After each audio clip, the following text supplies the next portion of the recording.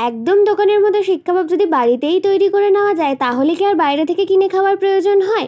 এই ধরনের শিক কাবাব কিন্তু আমরা বাইরে অনেক বেশি দাম দিয়ে কিনে থাকি। আজকে কিন্তু আমি তোমাদের সাথে এই শিক কাবাবেরই একটা রেসিপি শেয়ার করতে চলেছি, যেটা বাড়িতে থাকা সামান্য কিছু উপকরণ দিয়ে অনায়াসে তোমরা তৈরি করে নিতে পারবে, আর যার স্বাদ কিন্তু হবে একদম রেস্টুরেন্ট স্টাইল।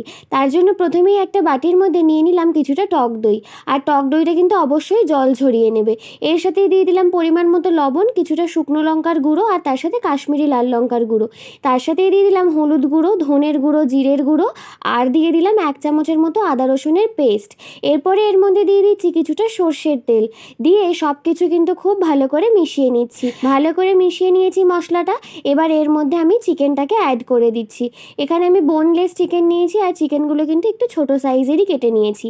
চিকেনগুলো দেওয়ার পরেও এই মশলার সাথে কিন্তু খুব ভালো করে আবারও মিশিয়ে নিতে হবে। হাতের সাহায্যে মশলাগুলোর সাথে চিকেনগুলোকে ভালো করে মিশিয়ে নিয়ে কিন্তু ম্যারিনেট হওয়ার জন্য কিছুক্ষণের জন্য ফ্রিজে রেখে দেবো। আমি ওই মোটামুটি 1 ঘন্টার মতো ফ্রিজে রেখে দিয়েছিলাম। এতে কিন্তু টেস্টটাও খুব ভালো আসে, তার সাথে সাথে কিন্তু চিকেনের মধ্যে পুরো ফ্লেভারগুলোও ঢুকে যায়।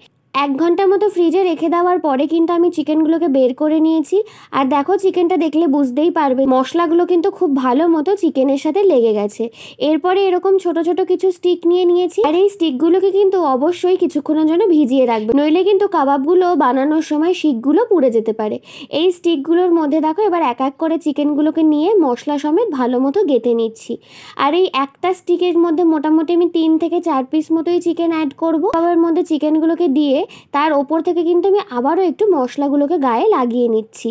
আর যদি তোমাদের মনে হয় মশলাটা একটু নরম ধরনের আছে, তাহলে কিন্তু এর মধ্যে তোমরা একটু বেসনও অ্যাড করতে পারো, তবে ওই 1/2 চামচ থেকে 1 চামচের মতো। ভালো করে সবকটা স্টিক রেডি করে নিয়ে একটা ফ্রাইং প্যান নিয়ে নিলাম, আর তার মধ্যে কিন্তু দিয়ে দিলাম সামান্য একটু সাদা তেল আর কিছুটা বাটার। দিয়ে কিন্তু তেলের সাথে বাটারটাকে ভালো মতো গলিয়ে নিচ্ছি। একটু তেলটা গরম হয়ে আসলে একে একে স্টিকগুলোকে এর মধ্যে আমি দিয়ে দিচ্ছি। আর ওপর থেকে কিন্তু তোমরা চাইলে এখানেও অল্প একটু করে মশলাটাকে অ্যাড করে দিতে পারো। সব স্টিকগুলোকে দেওয়ার পরে প্রথমত মিডিয়াম ফ্লেমের মধ্যে কিছুক্ষণ ভালো মতো সেঁকে নেব। একটা সাইডে মশলাগুলো একটু ভালো মতো লেগে গেলে তারপরে কিন্তু এইরকমভাবে কাঠিগুলোকে ধরে উল্টে দেবো। ঠিক এই একইভাবে কাঠিগুলোকে বারবার উল্টে পাল্টে কিন্তু এই কাবাবগুলোকে ভালো মতো ফ্রাই করে নেব। আর সাইড থেকে যে মশলাগুলো বেরিয়ে যাচ্ছে সেগুলোকে চামচের সাহায্যে একটু করে চিকেনের ওপরে তুলে দেবে, তাহলেই হয়ে যাবে। চিকেনগুলো এইরকমভাবে ভাজতে ভাজতে দেখো হালকা একটা সুন্দর কালার চলে এসছে। ঠিক এই রকমভাবে ভাজতে ভাজতে 5-10 মিনিটের মধ্যেই কিন্তু চিকেনগুলোর গায়ে এরকম পোড়া পোড়া দাগ চলে আসবে।